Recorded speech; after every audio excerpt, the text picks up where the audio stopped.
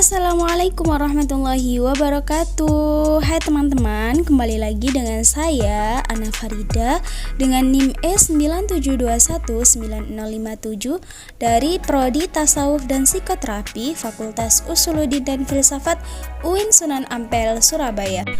Nah teman-teman, di video kali ini kita akan membahas terkait dengan tarekat. Tentang apa sih tarekat itu, lalu bagaimana sistem pengasramaan tarekat pada masa klasik, di mana di dalamnya nanti akan kita bahas tentang ribat, zawiyah, dan juga khonqoh. Untuk itu, tonton terus videonya sampai selesai.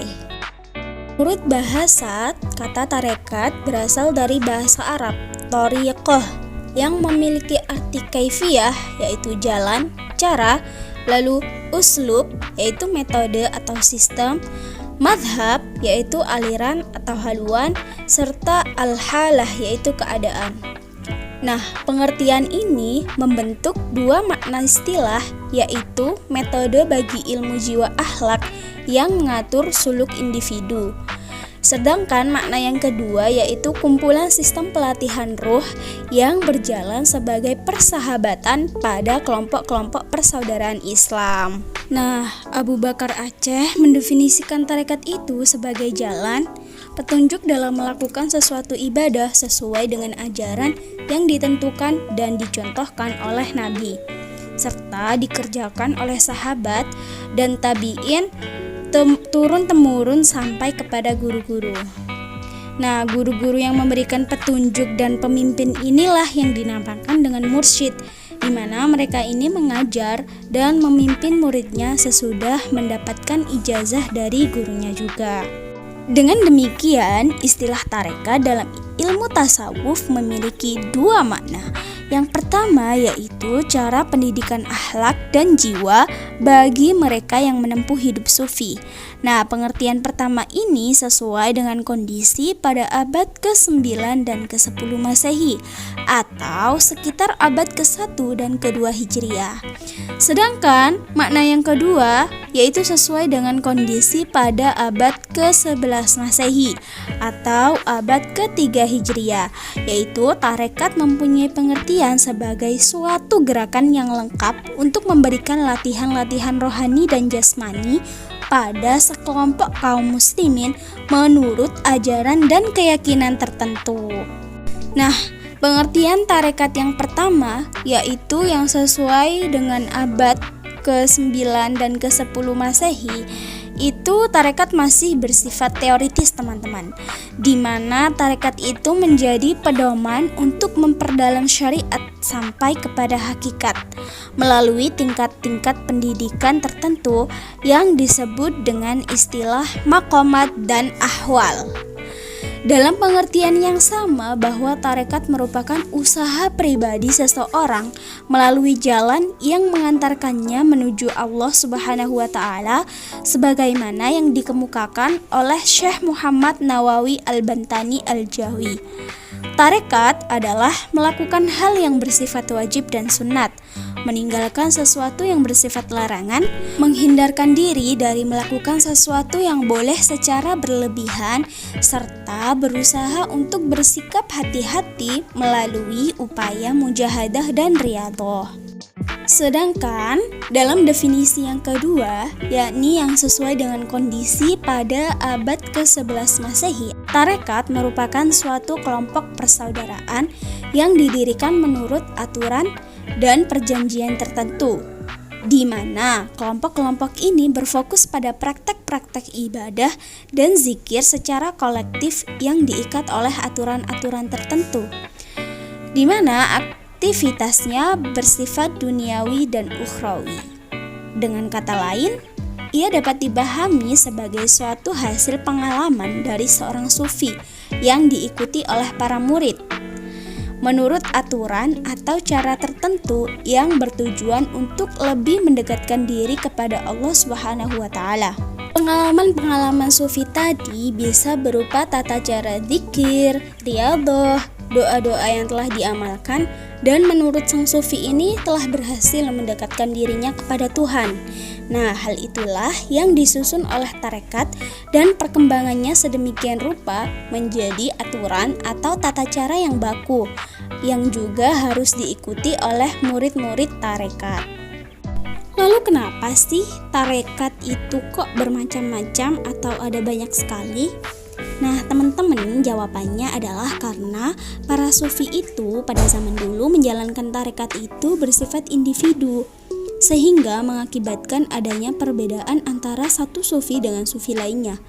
Sehingga pada prakteknya muncul tata cara dan aturan-aturan yang berlainan pula. Nah, lebih jauh lagi muncullah tarekat-tarekat dengan nama dan kaifiat yang bermacam-macam. Untuk lebih sederhananya begini ya teman-teman. Jadi seorang sufi itu sebelum mempunyai murid atau pengikut, mereka itu melakukan amalan-amalan yang menurutnya itu berhasil membuat dia itu lebih dekat dengan Allah. Oleh karena itu, sesudah mereka mempunyai murid dan membentuk suatu kelompok tarekat, sang sufi tadi memberikan ajaran yang sesuai dengan amalan yang dilakukannya untuk mendekatkan diri kepada Allah. Nah, kelompok ini kemudian memiliki aturan dan tata cara sendiri dalam tarekatnya yang mungkin ada perbedaan dengan tarekat lain, baik itu sebagian atau keseluruhan itu berbeda. Sebagai gambarannya, contohnya yaitu Syekh Abdul Qadir Al-Jailani, yaitu seorang tokoh sufi yang mendirikan tarekat Qadiriyah, di mana beliau ini selalu menekankan pada penyucian diri dari nafsu dunia. Oleh karena itu, dia memberikan beberapa petunjuk untuk mencapai kesucian diri yang tertinggi. Nah, beberapa ajaran tersebut yang diberikan kepada murid-muridnya yaitu tentang taubat, zuhud, tawakal, syukur, ridho, dan jujur. Nah, dari berbagai pengertian di atas terdapat indikasi bahwa substansi dari sebuah tarekat adalah at-taqarrub ilallah, yaitu pendekatan diri kepada Allah Subhanahu wa taala. Nah, pengertian ini difahami dari sekian banyak penjelasan ulama, utamanya yang terkait dengan pengertian tarekat. Jadi, tarekat merupakan upaya pendekatan diri kepada Allah yang teraplikasi lewat zikir yang sebanyak-banyaknya kepada Allah. Akan tetapi, tarekat merupakan pengalaman pribadi sehingga aplikasi tersebut kadang berbeda antara satu dengan yang lain. Itulah sebabnya dikatakan bahwa tidak ada batasan mengenai jumlah tarekat itu, karena setiap manusia mestinya harus mencari dan merintis jalannya sendiri, sesuai dengan bakat dan kemampuan ataupun taraf kebersihan hati mereka masing-masing. Nah, sampai di sini dapat difahami ya teman-teman terkait pengertian tarekat dari segi bahasa maupun istilahnya. Oke, kalau begitu kita lanjut terkait sistem pengasramaan tarekat pada masa klasik, yaitu terkait tentang ribat, zawiyah, dan khanqah. Dalam sejarah perkembangannya, kelompok sufi ini selanjutnya mendirikan institusi-institusi pendidikan untuk menjaga dan mengembangkan ajaran-ajarannya. Nah, beberapa yang terkenal diantaranya yaitu lembaga pendidikan yang disebut dengan ribat, zawiyah, dan khanqah. Yang pertama yaitu ribat. Secara etimologi, ribat berasal dari kosakata bahasa Arab, yaitu robato yarbutu robeton, yang bermakna to bind, yaitu mengikat. Ribat secara harfiah berarti ikatan yang mudah dibuka, sedangkan dalam arti yang umum, ribat adalah tempat untuk melakukan latihan, bimbingan, dan pengajaran bagi calon sufi. Ribat adalah tempat kegiatan kaum sufi yang ingin menjauhkan diri dari kehidupan duniawi dan mengkonsentrasikan diri untuk semata-mata beribadah kepada Allah Subhanahu wa taala. Nah, perlu diketahui ya teman-teman, bahwa pada mulanya ribat ini digunakan sebagai benteng pertahanan kaum muslimin terhadap serangan musuh. Ribat pada waktu itu banyak dibangun di perbatasan dan dilengkapi dengan menara pengawas. di mana di dalam ribat tersebut tentara muslim melakukan latihan-latihan militer di samping ibadah keagamaan. Sehingga pada masa itu ribat mempunyai dua fungsi, yaitu sebagai tempat ibadah dan juga sebagai markas tentara. Oleh karena itu, istilah ribat dihubungkan dengan jihad di jalan Allah Subhanahu wa taala atau perang suci, yang dalam prakteknya untuk mempertahankan wilayah Islam dari serangan musuh serta memperluas wilayah kekuasaan Islam. Kan tetapi pada tahapan berikutnya, ribat yang pada awalnya itu memang berfungsi sebagai benteng mengalami perubahan makna. Sehubungan dengan pendidikan, ribat berarti tempat kegiatan kaum sufi yang ingin menjauhkan diri dari kehidupan duniawi dan mengkonsentrasikan diri untuk ibadah semata-mata karena Allah Subhanahu wa taala. Nah, ribat biasanya dihuni oleh sejumlah orang miskin yang secara bersama-sama menjalankan aktivitas keilmuan di samping melakukan praktek-praktek sofistik. Ya, itu adalah pengertian dari ribat.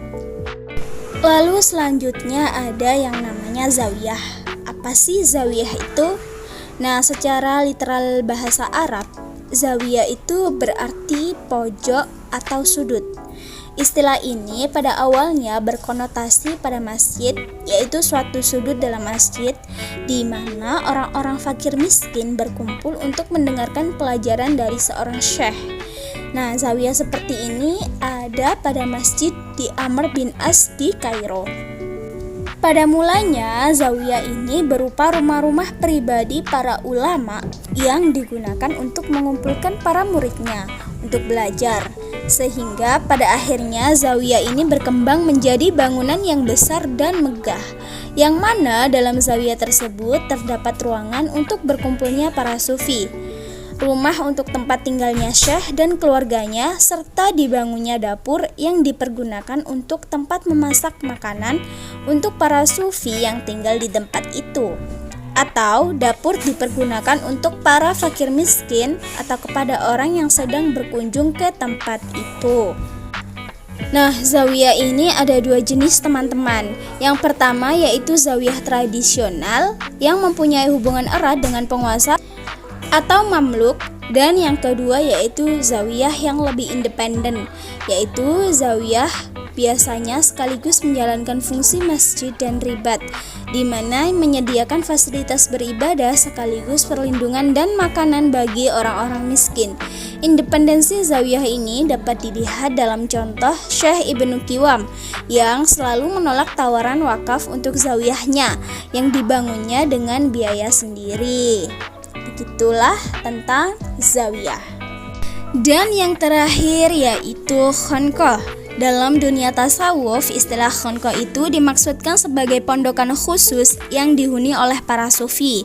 Biasanya mereka menjadikan khonqah ini sebagai tempat belajar, mengkaji tasawuf, dan sekaligus sebagai tempat untuk mempraktikannya. Mereka hidup di pondokan ini sebagai komunitas yang diikat dalam kesatuan orientasi untuk mengabdikan diri kepada Tuhan. Kehidupan yang mereka jalani di khonqah ini diatur oleh tata aturan pergaulan antar sufi yang begitu ketat dan terprogram dengan baik.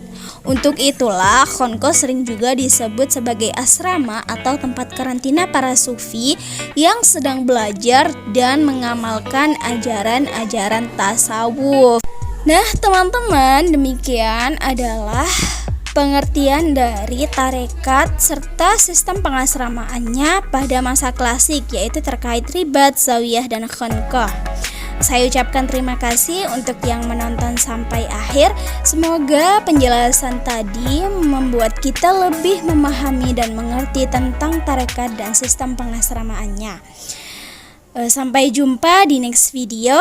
Assalamualaikum warahmatullahi wabarakatuh.